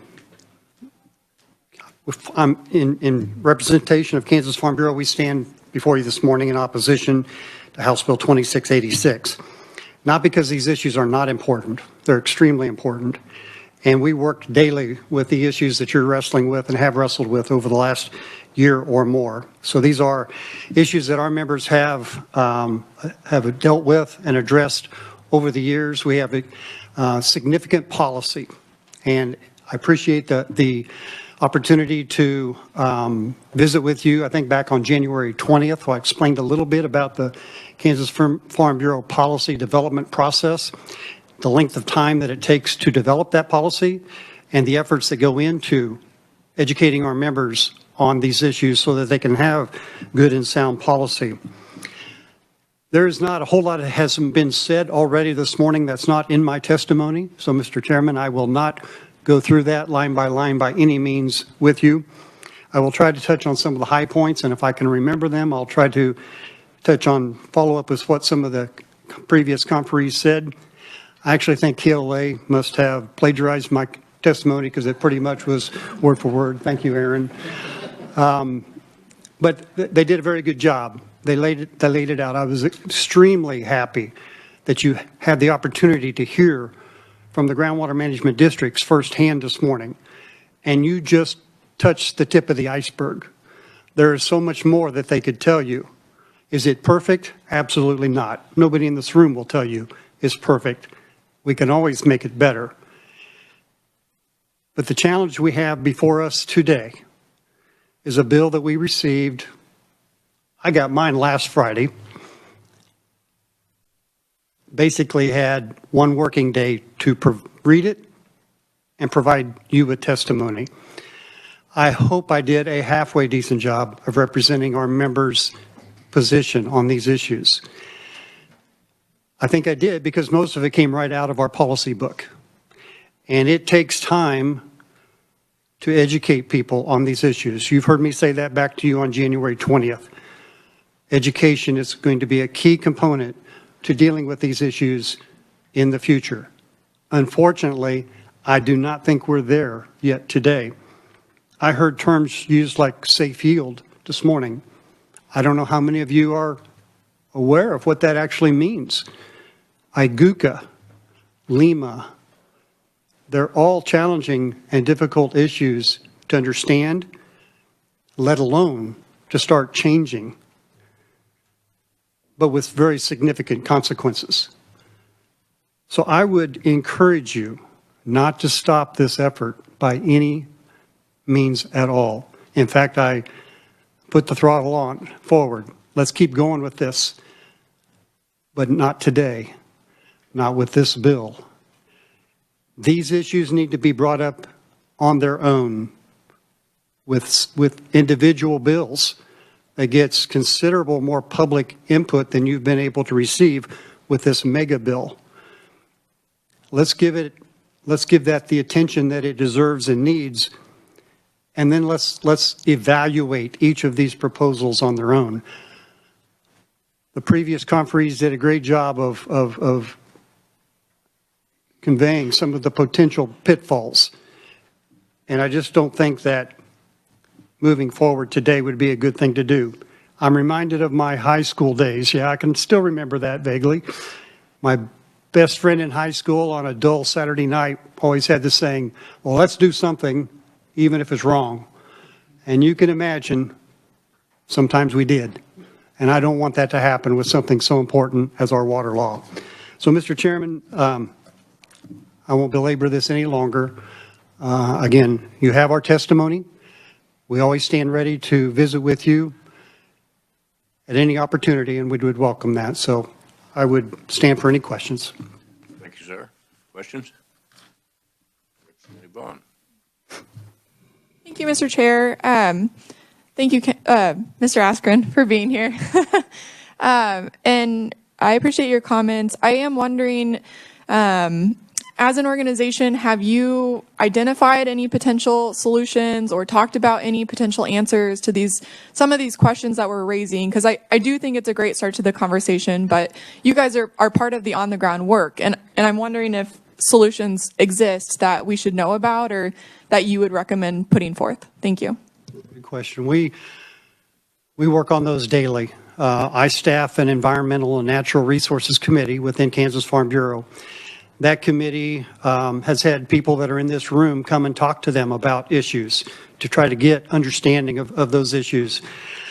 That committee then has the charge to make recommendations to our board of directors, who can then take that issue on forward to what we call our resolutions committee.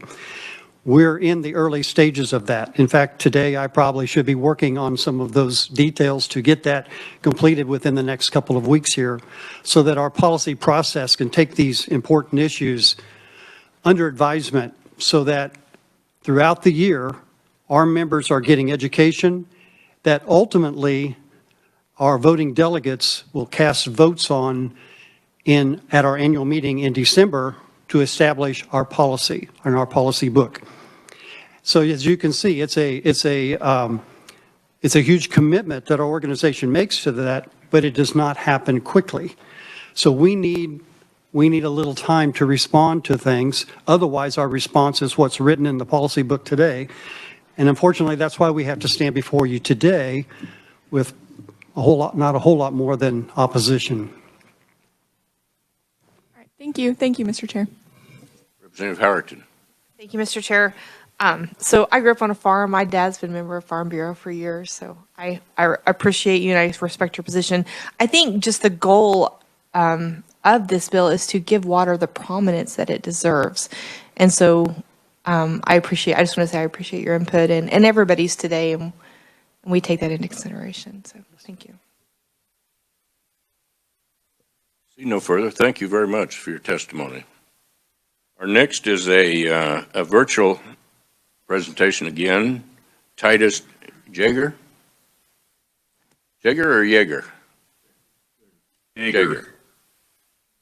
You don't say Jones for Jones, so we aren't going to say Jaeger for Jaeger.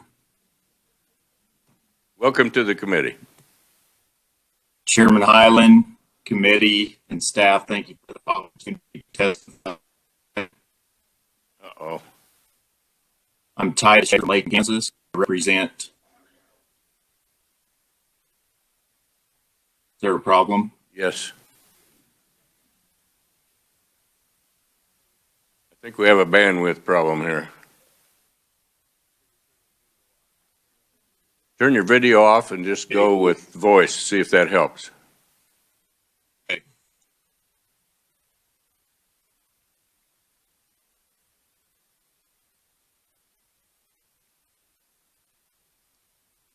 I'm Titus Jaeger from Lake, Kansas. I represent 4 generations of our family who have actively been part of agriculture in western Kansas for 100 years. Today, my wife and I are raising the 5th generation on my side and the 7th generation on my wife's side to be involved in agriculture production pursuits in western Kansas. Agriculture is our life and our livelihood.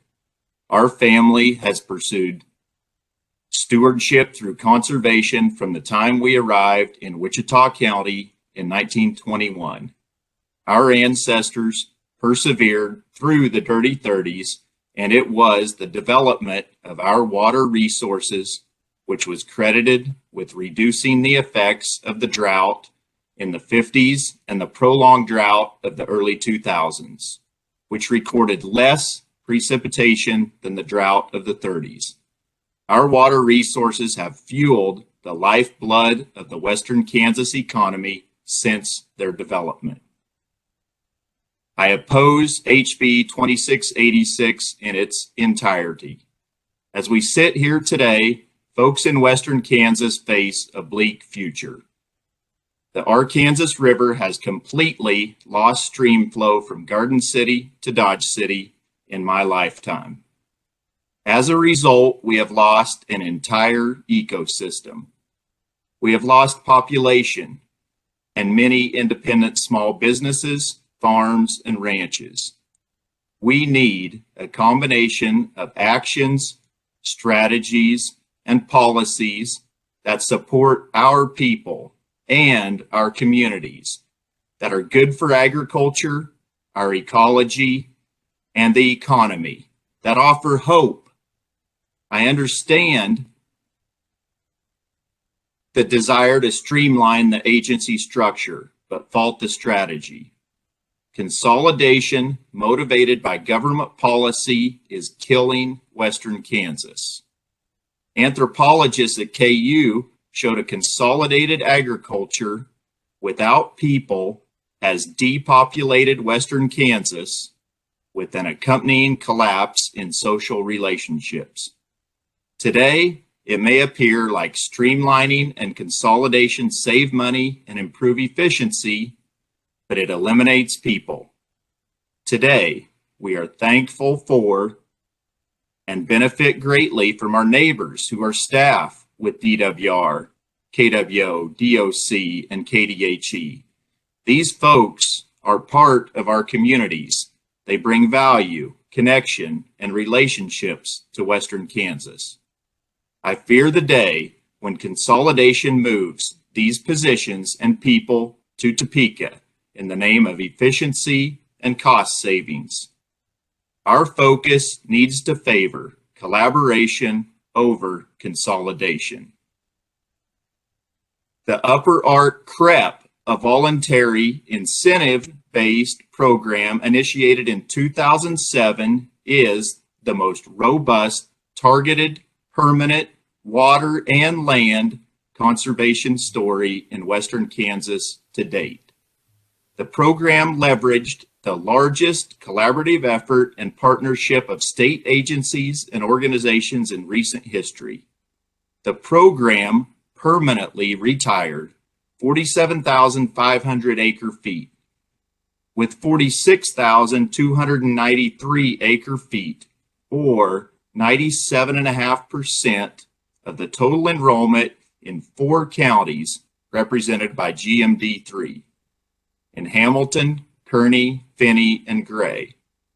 The formation of the Kansas Department of Water and Environment will abolish 4 of the partners: KWO, KDHE, Division of Environment, Kansas Department of Agriculture, Division of Conservation, and the Kansas Department of Agriculture, Division of Water Resources, which collaborated and partnered to leverage federal funds and 2 federal agencies to fund and implement the program. I oppose Section 9A, the water rights fee collected for the maintenance fund. The fee takes local money, communizing local resources to fund at its discretion projects which may be outside the local jurisdiction, never to see the collected funds return to its originating locale, reducing local control and expanding central government. We believe the local dollar should remain local or return to local projects. I oppose Section 10, modification of the GMD elections, because one of the purposes of the groundwater management district is lost: the right of local water users to determine their destiny with respect to the use of groundwater.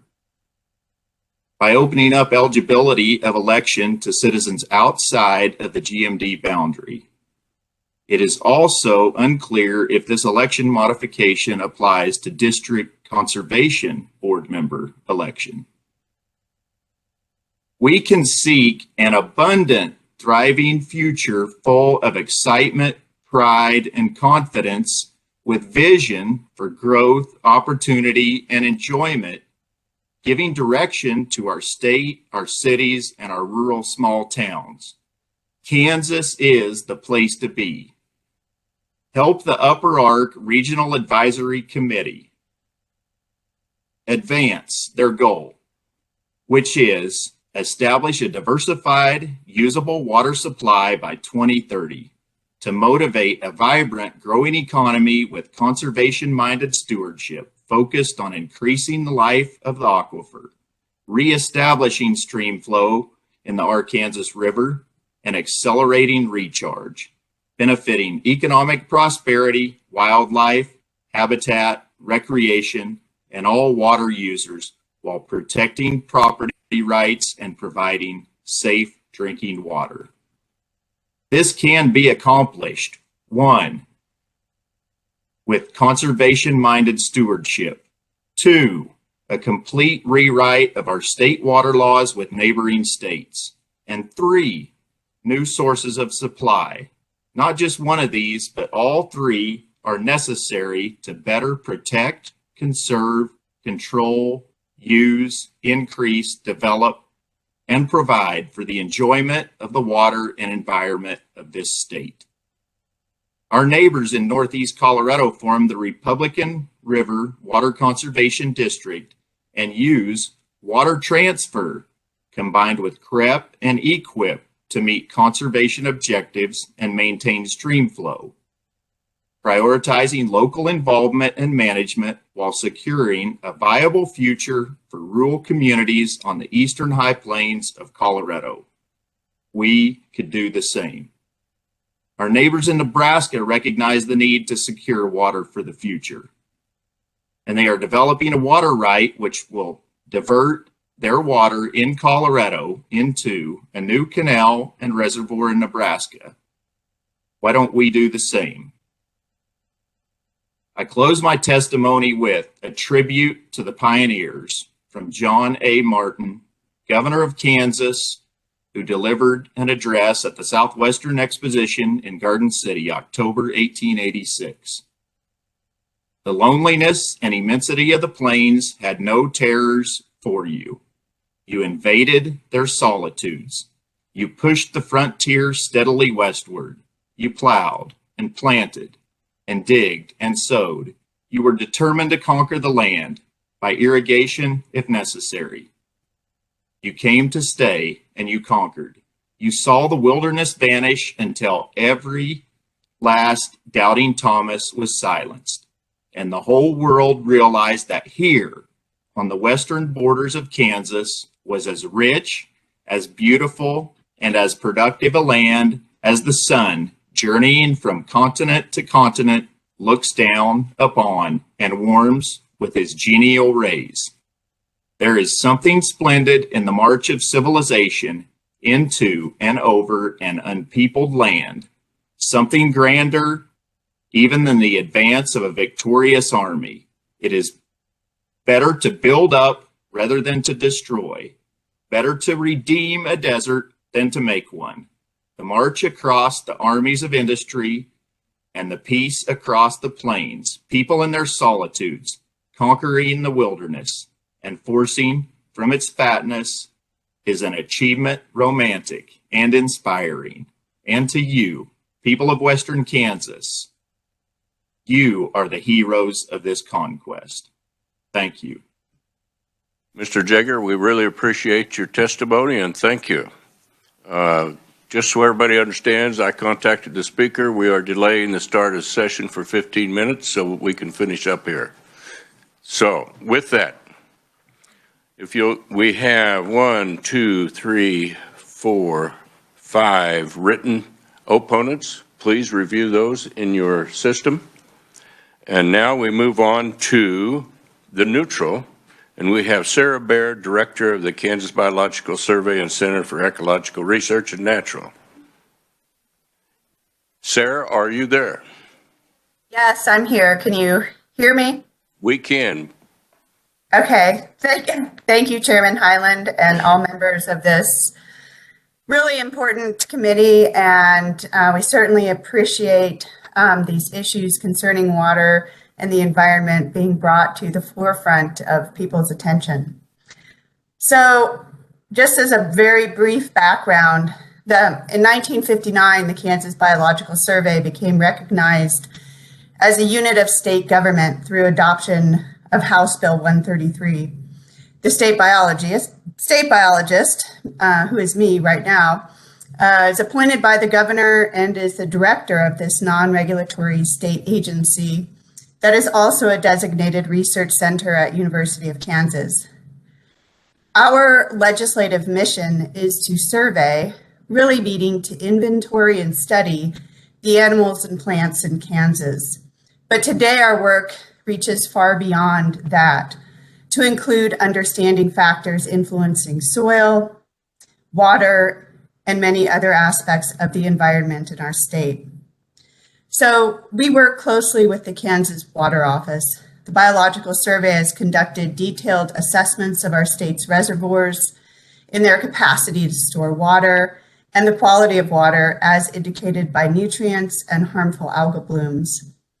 Working with the Kansas Water Office to fulfill the goals of the State Water Plan, our scientists collaborate with the Kansas Geological Survey in determining the potential for conservation-minded farming practices to recharge groundwater in western Kansas through playa wetlands, and we have developed tools to model the extent and severity of flooding in eastern Kansas in real time. So I provide this background because establishing the Kansas Department of Water and the Environment is relevant to the current and future work of the Biological Survey.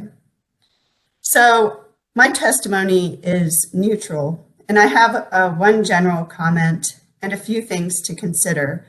One is that creating the Division of Environment and Conservation within the Kansas Department of Water and the Environment will merge the duties and responsibilities of the Kansas Department of Agriculture's Division of Conservation and Kansas Department of Health and the Environment's Division of the Environment. This organizational change appears to reduce the role that the Kansas Department of Agriculture will play in conservation and the role that the newly formed Kansas Department of Health will play in understanding the environment. The protection and management of water really does depend on agricultural practices, and human health, we know, interacts with the state and quality of the environment. Thus, a plan for interagency cooperation will be needed to address the complex and interrelated challenges of protecting human health, water, and our environment. So regarding new Section 5, let it be considered that the Kansas Biological Survey has capacity to inform the chief engineer on responsibilities relating to identification and protection of floodplains and wetlands, as well as on the state of water quality in our streams and reservoirs. Regarding the new Section 8 on Water and Environment Maintenance Board, let it be considered that the Kansas Biological Survey be empowered to appoint one of the members for this board or hold an ex officio position on the board. And lastly, regarding Section 21, on establishing a conservation program policy board of the state named the State Conservation Commission, let it be considered that one board member of this commission be appointed by the Kansas Biological Survey. Thank you for listening to this testimony. Thank you very much. Any questions? Seeing none, thank you for your testimony very much. Thank you. Thank you. I now have David Barfield, Kansas Society of Professional Engineers. If you would please, Mr. Barfield, come forward. Thank you, Chair and Committee. I'll keep my remarks brief. I am David Barfield, a licensed professional engineer specializing in water policy, 35 years with the Division of Water Resources, 12 as its chief engineer. I'm continue to be a water resources consultant for a variety of clients. I stand here representing the Kansas Society of Professional Engineers, which is obviously an organization of licensed professional engineers across our state. KSPE works to promote sound engineering and public safety by delivering professional engineering services and encouraging licensure. So we want to just talk about two fairly narrow issues here in our neutral testimony today. And it's basically based on our policies that we have. Obviously, the time to review this bill has been quick. But basically, we support the role that the bill continues of the role of the DWR's chief engineer as a licensed professional engineer, which we believe is important, and in the classified service as well, that empowers him to promote independent, science-based engineering judgments on the allocation of our state's resources, which is very important. Again, your bill maintains that as it currently exists, and we just urge you, as this goes forward, that continue. The second issue we want to just talk about is dam safety related. Again, we have a lot of policy about dam safety and its importance. So the state statutes mandate safety inspections for our high and significant hazard dams, as is appropriate. Significant hazard dams have to be inspected every 3 years. High hazard every 3 years, significant every 5 years. One of the provisions of this bill, and it's required by state statute that be conducted by a licensed professional engineer. The change in the bill would say it would have to be under, it would have to be supervised by a professional engineer, and thus would allow a non-professional engineer to actually conduct the inspection as opposed to requiring a professional engineer to conduct it. So we've, as quickly as we could, sort of polled our members about what they thought about that. Some portions of some of our members were supportive of the change, just increasing the the economy of those inspections that are mandated. Others were quite concerned about sort of relaxing the professional engineering oversight of those safety inspections. And I think that's particularly true in urbanizing areas and for high hazard class dams. Again, we have a lot of dams, I think you've even heard this morning, that were designed as low hazard dams, but because of what goes on below them, a house is developed or a housing development, and suddenly it's a significant hazard or high hazard dam.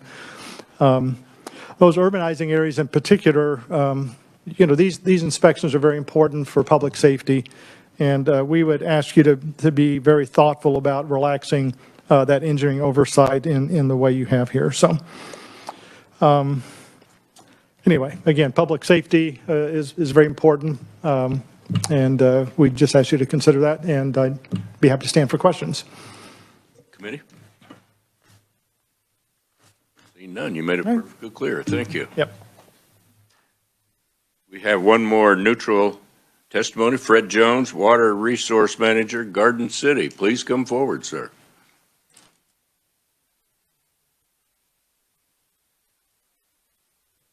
Welcome to the committee. Good morning, Chairman and committee members. I'm glad I can be the light at the end of your tunnel this morning. On behalf of the Garden City Commission and Administration, we thank you for the opportunity to provide testimony regarding House Bill 2686. We just want to share basically what's going on in Garden and what our established legislative policy has been on water. Garden City advocates for all their citizens to have access to clean, safe, and affordable water. And we also recognize that water is a primary community and economic resource, and jointly advocate for programs and policies that assist our communities in making infrastructure investments necessary to provide access to clean, safe, and affordable water. Garden City believes our voice on municipal water resources and water use decisions at the regional, state, and federal level will benefit both the users of our municipal water supply, but also through conservation and use strategies with other municipal, agricultural, and industrial partners, the long-term social and economic health of Southwest Kansas. To that end, the City of Garden City is implementing a comprehensive water reuse plan through engagement with local stakeholders, regulatory agencies, and federal partners such as the Bureau of Reclamation. We've completed feasibility studies for water reuse alternatives for the City of Garden City, and those were submitted, reviewed, and accepted by the Bureau of Reclamation. Today, the City of Garden City is in the final stages of a water reuse marketing plan funded in part by the Bureau of Reclamation to determine the business plan for the city to develop infrastructure for large-scale water reuse. The purpose of this project is to improve water quantity and quality in conditions in the portion of the aquifer that the city utilizes for our public water supply. The project would result or could result in the beneficial reuse of up to 6 million gallons of water per day when fully implemented. City of Garden City also does other activities promoting the wise use of water. We have a water sense program where we have smart irrigation controllers for our customers. We have a rebate for that. We promote that in our own departments as well. And the city has also been nationally recognized by the Irrigation Association for our efforts to educate customers about their water use. And as such, the general themes of conservation and accountability that are contained within the bill generally are consistent with our policy platform. The overall size of this bill and many different administrative and technical challenges, however, create problems for us to be able to completely vet in the amount of time we had to give testimony to the committee. Would also mention, for those of you that came out to Garden City, in my prior life, I was at the City of Lakin, was very heavily involved in the development of that water treatment plant at Lakin, and I also serve as the municipal representative on Groundwater Management District number 3. So if you have any questions, I'm happy to answer them, but I thank the committee for their time. Thank you, sir. Committee? Representative Vaughn. Thank you, Mr. Chair. Thank you, Mr. Jones. I was just wondering, did you have any state partners in the water reuse project, or has that mostly been a federally supported project? Sure. Thank you. Well, obviously, Was this on? Okay. Obviously, we were working with the regulatory agencies, KDHE, on some prior iterations of our work with the Bureau of Reclamation. We received some support from the Kansas Water Office as well. That was for a subsurface project where we're experimenting with that as a way to reuse water and still be able to have high intensity use on it. So yes, we have had some partnership in the past. Thank you. Thank you, Mr. Chair. Thank you, sir. We appreciate it. Committee, we will meet tomorrow. We'll begin our discussions. We're not going to work the bill tomorrow. We're going to start our discussions and go over some of these items that we've heard today and yesterday. So with that, also I want to make one additional comment. I know some are starting to prepare amendments for the bill. I would ask that you give permission to the reviser to share with you if someone else is trying to do the exact same thing, so as to limit the amount of work they have to do to prepare, instead of one amendment having to prepare 4 of the same thing. So I'd appreciate it if you would allow him to do that. Okay. With that, want to thank everybody that came, showed up in this foul weather and participated. We do appreciate it. We appreciate the testimony. All of it will be taken into consideration. Thank you very much for that. With that, we are adjourned.